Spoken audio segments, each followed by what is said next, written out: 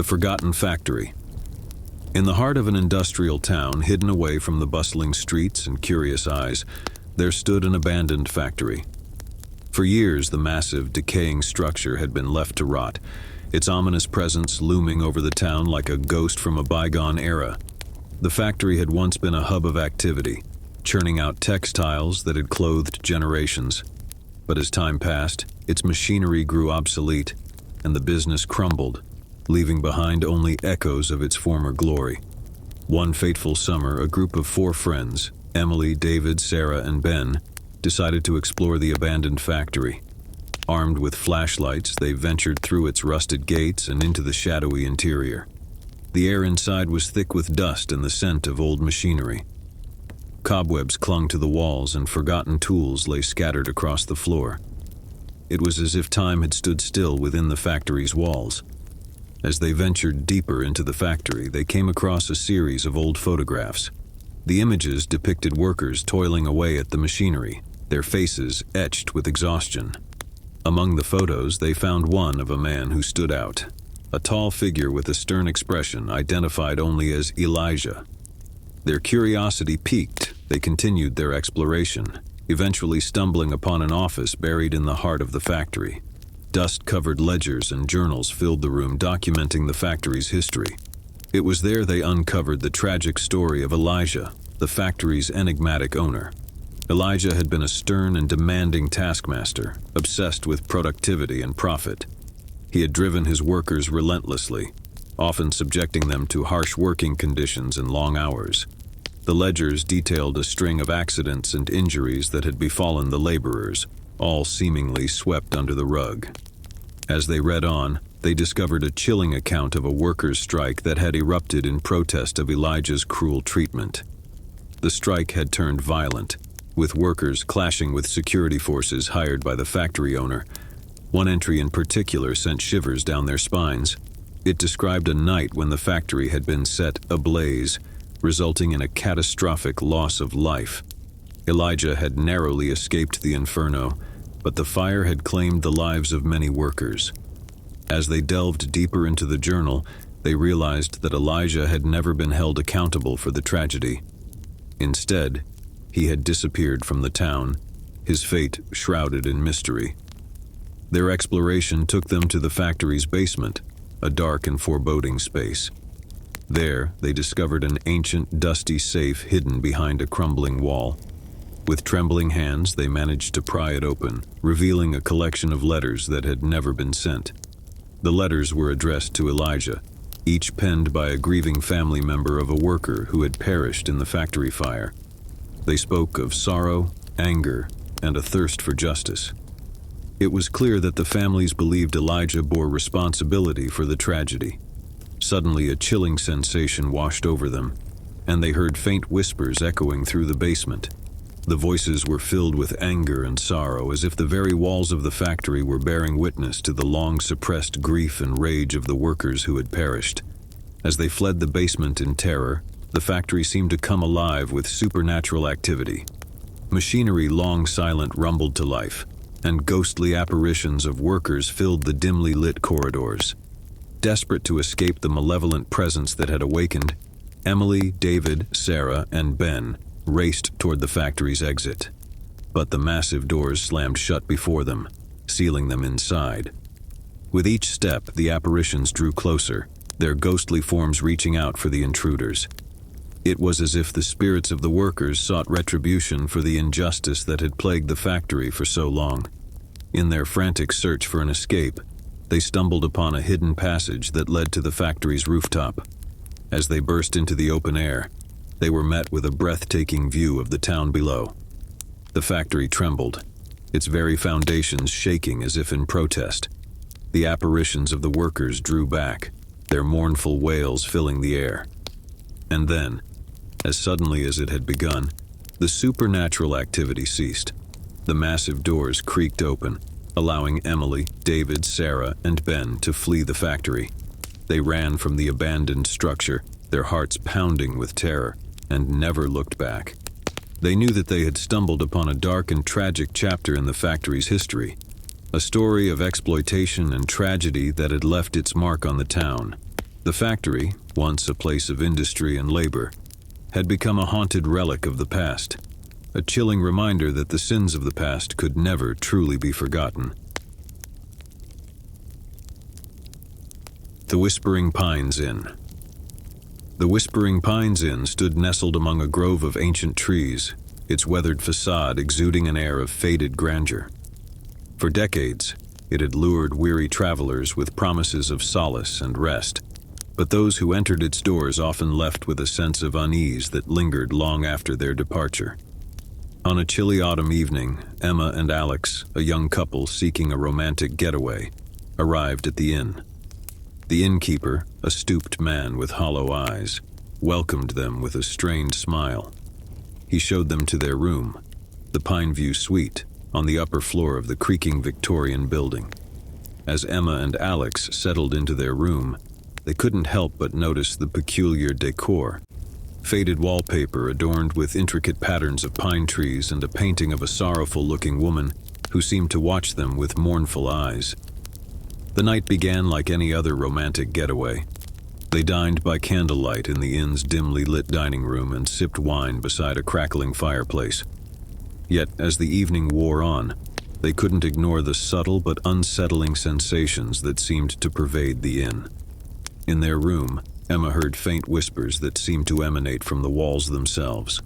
She dismissed them as her imagination, but when she mentioned it to Alex, he admitted to hearing them too. They strained to make out the words, which spoke of sorrow, longing, and a plea for release. Determined to unravel the mystery, they decided to explore the inn after dark. They descended the narrow staircase, their footsteps echoing in the eerie silence. The inn seemed different at night, shadows dancing across the walls and a chill in the air that was far more pervasive. They ventured into the inn's library where an old guest book sat on a dusty shelf. Leafing through its pages, they discovered entries dating back centuries, each filled with tales of inexplicable experiences and unsettling encounters. One entry, written by a couple in the 1800s, described a nightmarish encounter in the Pineview Suite. They spoke of whispers that grew into haunting voices and a feeling of suffocation that left them gasping for air. They had fled the inn in the dead of night, never to return. As they continued reading, they noticed a recurring theme. Guests who had stayed in the Pineview Suite had experienced inexplicable phenomena and left the inn forever changed. Emma and Alex decided to return to their room, hoping to capture evidence of the mysterious whispers they had heard earlier. They set up a recording device and settled into bed, the oppressive atmosphere weighing on them. In the dead of night, the whispers returned, louder and more insistent. The recording device captured eerie voices pleading for release, and Emma and Alex huddled together, their fear growing with each passing moment. Then, the room plunged into darkness, and the air grew icy. Emma and Alex felt an otherworldly presence in the room, a malevolent force that seemed to press against their chests, making it difficult to breathe. In their terror, they fumbled for the flashlight, casting its beam across the room. To their horror, they saw the woman from the painting in the corner, her eyes no longer mournful but filled with rage. She moved closer, her form flickering like a ghostly apparition. Driven by instinct, Emma and Alex fled the room, racing down the narrow hallway and down the staircase. As they burst out of the inn, they heard a mournful wail that seemed to emanate from the very walls of the building. They drove away from the Whispering Pines Inn, their hearts pounding and their minds haunted by the nightmarish encounter. They knew they had narrowly escaped the clutches of a malevolent force that dwelled within the inn, a force that preyed on the souls of those who dared to stay in the Pineview Suite. Though they never returned to that accursed place, the memory of their night at the Whispering Pines Inn would forever linger, a chilling reminder that some mysteries were better left unsolved, and some places were better left unvisited.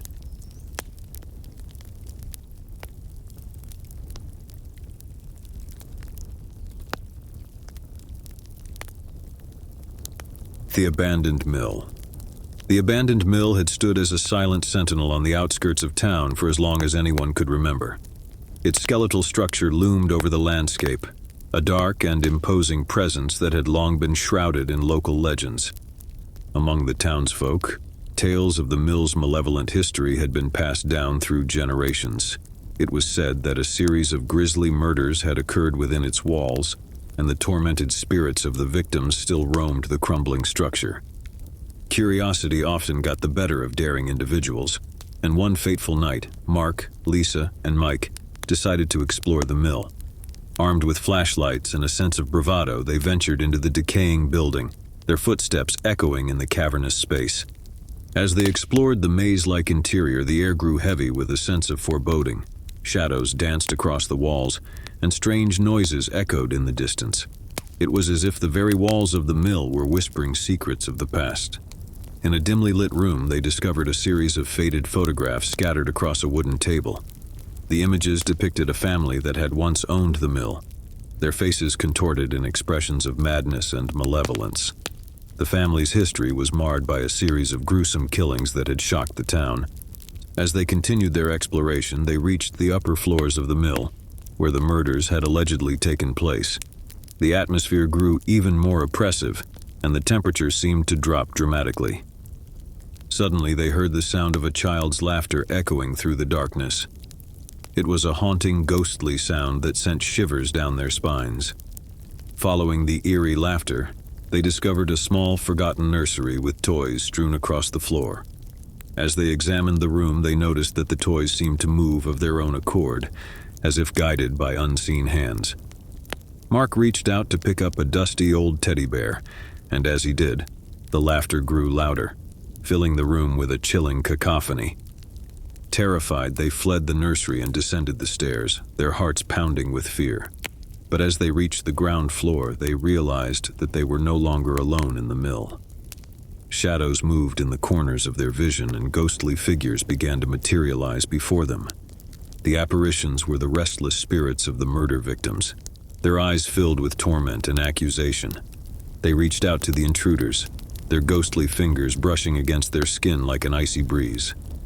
In a desperate attempt to escape, Mark, Lisa, and Mike ran for the mill's exit, but as they crossed the threshold, they felt a bone-chilling coldness wash over them. It was as if the very spirits of the mill had latched onto them, refusing to let go. They ran through the moonlit night, the ghostly apparitions pursuing them relentlessly.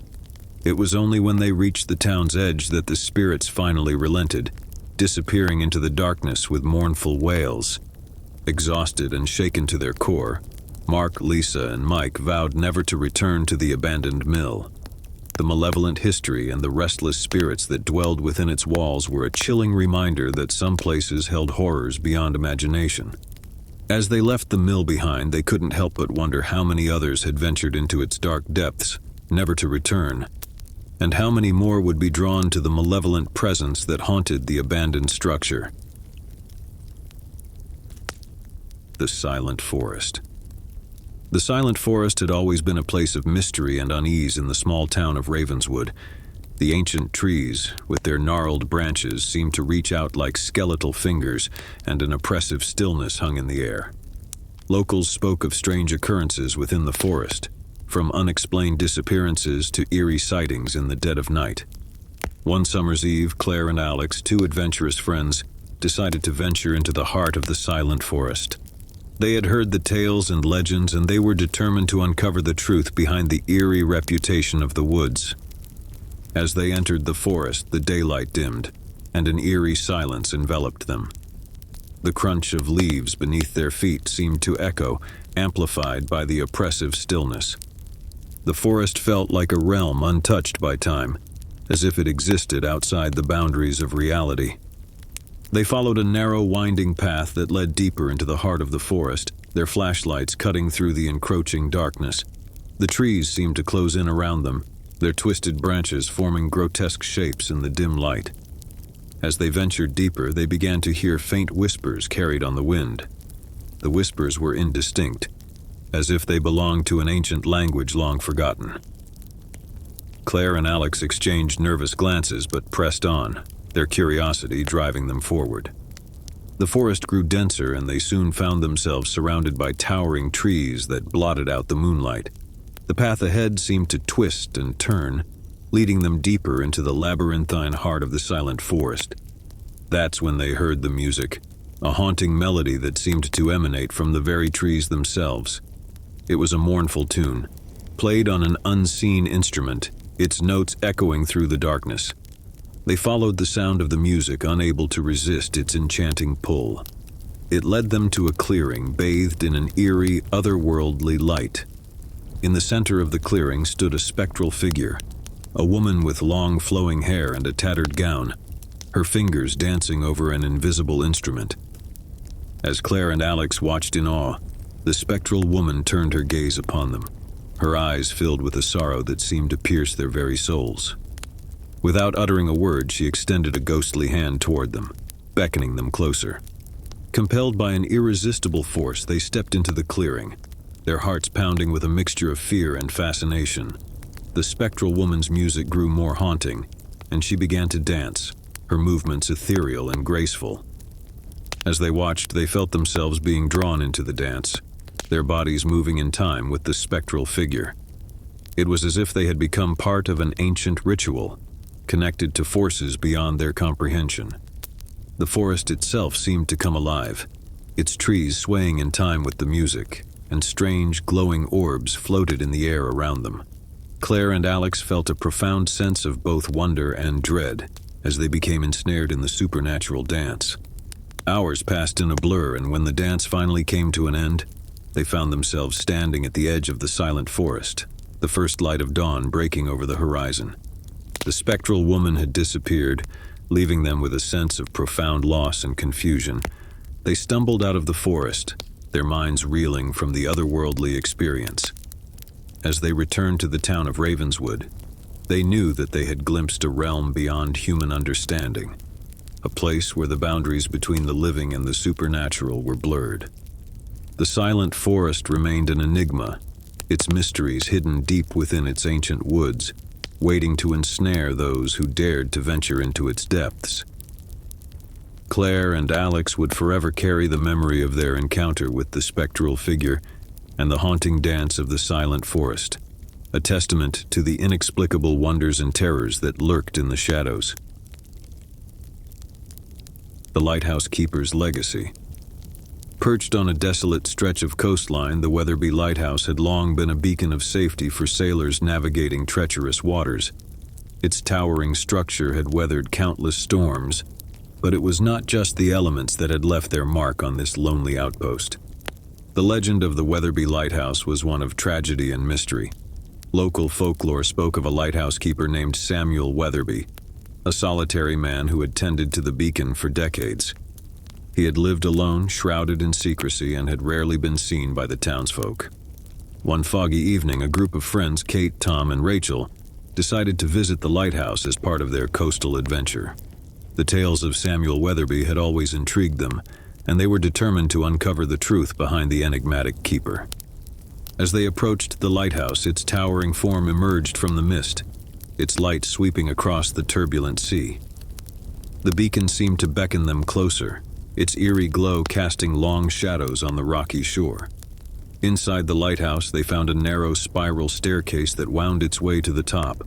As they ascended, the air grew colder, and a sense of unease settled upon them. The walls were lined with old maritime charts and faded photographs of the sea, but there was no trace of Samuel Weatherby. Finally, they reached the lantern room where the lighthouse's powerful beam cast a piercing light out to sea. It was there that they found a dusty journal, its pages filled with Samuel Weatherby's handwritten entries. The journal spoke of a life of solitude and isolation, of a man who had become obsessed with the sea and its mysteries. Samuel had written of strange sightings in the waters below, of eerie lights that danced on the waves and ghostly apparitions that haunted the shoreline. As they read on, the entries grew more disturbing. Samuel had become convinced that a malevolent force lurked beneath the waves, a dark entity that sought to claim his soul. He had begun performing strange rituals and incantations to ward off the malevolent presence. As Kate, Tom, and Rachel continued to read, they heard a sound that sent shivers down their spines, a mournful, echoing wail that seemed to emanate from the very walls of the lighthouse. It was a sound of anguish and despair, a sound that chilled them to the bone. Terrified but driven by a morbid curiosity, they ventured out onto the lighthouse's balcony, where they were met with a sight that defied explanation. The sea below churned with unnatural fury, its waves crashing against the rocks with a ferocity that seemed impossible. And there on the rocky shore they saw a spectral figure, the ghostly apparition of Samuel Weatherby, his eyes filled with a torment that transcended the boundaries of the living world. He beckoned to them, his bony fingers reaching out as if pleading for release. In that moment, they knew that the legend of the Weatherby Lighthouse was all too real, and the malevolent force that had haunted Samuel Weatherby still clung to the beacon. They turned to flee the lighthouse, but the spectral figure of Samuel pursued them, his anguished wails echoing in their ears. They stumbled down the spiral staircase, their hearts pounding with terror, and burst out of the lighthouse. The fog had grown even thicker, shrouding the coastline in an impenetrable veil. As they made their way back to their car, they knew that they had witnessed something beyond the realm of the living, something that defied explanation. The legend of Samuel Weatherby and the malevolent force that haunted the Weatherby Lighthouse would forever haunt their nightmares, a chilling reminder that some mysteries were best left undisturbed. They never spoke of their encounter to the townsfolk, knowing that the lighthouse held secrets that were not meant to be revealed. The Weatherby Lighthouse continued to cast its eerie glow over the coastline, a silent sentinel that guarded its secrets with a malevolent force that defied understanding. And so the legend of the Weatherby Lighthouse lived on, a dark and enigmatic chapter in the coastal town's history, a testament to the enduring mysteries of the sea and the haunting legacy of Samuel Weatherby, the lighthouse keeper who had dared to confront the unknown.